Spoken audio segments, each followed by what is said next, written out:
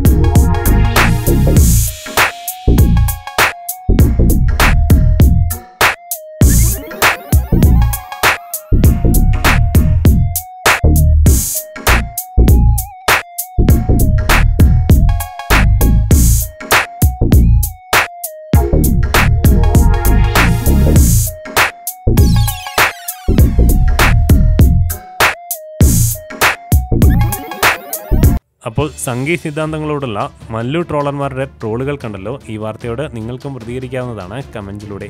Four latest news, like, share, and subscribe to one India Malayalam.